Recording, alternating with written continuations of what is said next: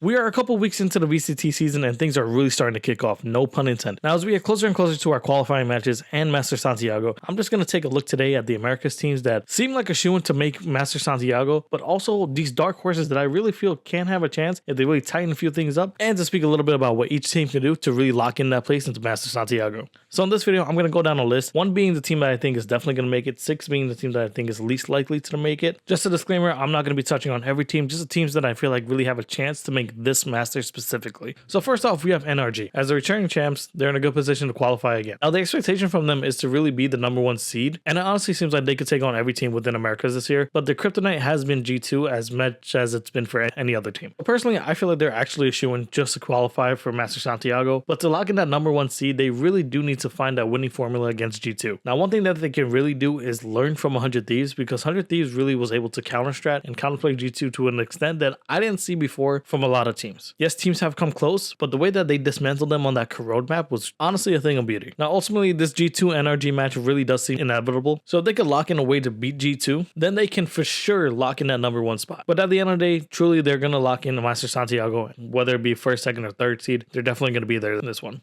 Next, we have MIBR. And as much as G2 is a strong team, I do think that MIBR has a stronger team this year. G2 has a lot of firepower, a lot of discipline, and we're going to talk about them in a second, but MIBR feels like they have a lot more firepower. Bruno being a good fragging IGL, Zeking being added to the team. He didn't necessarily light up the scoreboard last match, but hey, it was his first match in a new role.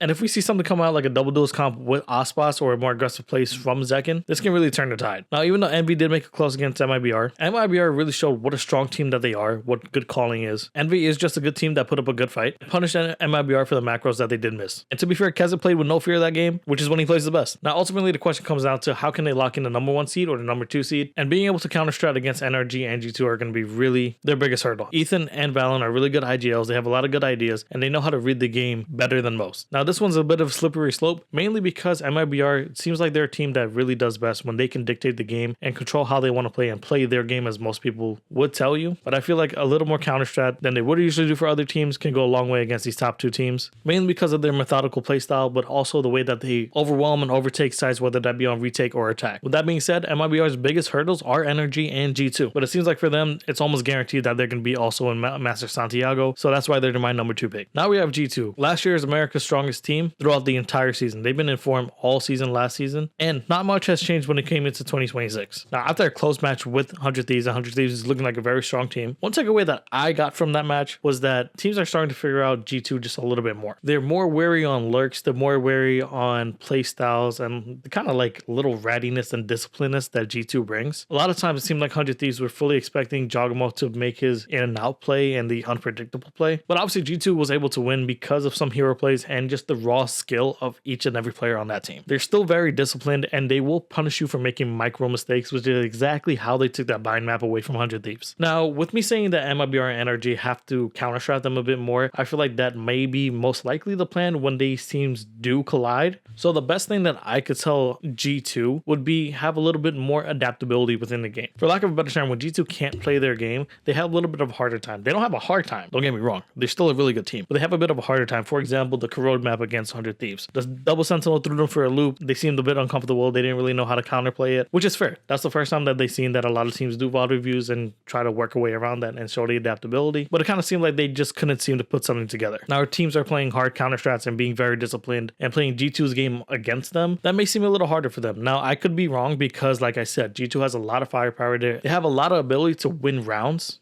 that you would not expect them to win. So with a team as good as G2, that's the only thing that I feel like can really excel them, and something that they should always keep in their mind to lock in Master Santiago, and truly they're almost guaranteed a spot as well. Now for the exciting part. This is the part where I talk about the dark horses, and I have 3 for this video because I'm sure all of us, or most of us, are expecting the top 3, NRG, G2, and MIBR, to make Master Santiago. As I've been saying, if there are teams to pull off upsets and win out, steal a spot from one of these teams, it's gonna be starting off 100 Thieves. Now, they're my #1 dark horse pick. They're a really strong team. Vor is a really good IGL. He has a good read on the game. Timotino is looking like he's getting stronger and stronger each day, and I really feel like he can be the X factor. Cryo, Bang, and Asuna, they do what they do and they do it really well. Now it seems like they're really all in form this year, and it seems like bringing that core pack was really what 100 Thieves needed. But Timotino getting online and getting into the form that I know he's capable of and that you could see within his playstyle, just to build up that much more confidence, which I feel like in the G2 match he just needed a little bit more of, and he would have made a huge difference. And I still feel like they could have 2-0'd that game. Timotino has a really good ability to set himself up, and Cryo's insane skills, a super good 1-2 punch, and Asuna is looking stronger than he has been in a few stages. So Timotino just playing his game, setting himself up a little bit more and playing with more confidence, and having the team set him up and playing more set plays around him can really be an X factor, is what I feel can steal a game away from these top 3 teams. So far they're looking really strong. Sometimes they get outgunned, but it's a shooting game and it happens. Sometimes there's misreads, and what can you do about it? I feel with the run that 100 Thieves is going on right now, they're going to build up more confidence and they're going to play a lot better than we were expecting. Next we have Furia, and if you see my last video, you know that I'm holding Furia in high regard, mainly because of how they played their first 2 matches. Now yes, it was against Sen, that's a weaker roster than what we've had before, and a sub crew roster, but the ideas are really good. Koala Noob is on point right now. He's like truly in form, and he's doing it on multiple different agents. He's one of the most fun players to watch, and it was a really great pickup to have him on Furia, and now he has a well-deserved spotlight. Alim is also a really good duo to him, and he's been hitting his shots. He's been really clean too. Now a true showing is going to be against their next game against G2. Now for Furia, it's a little tougher to see what needs to be done here because they kind of just steamrolled Sen. They played a good game against Crew. When it came to map 2 and 3, they really ran away with it.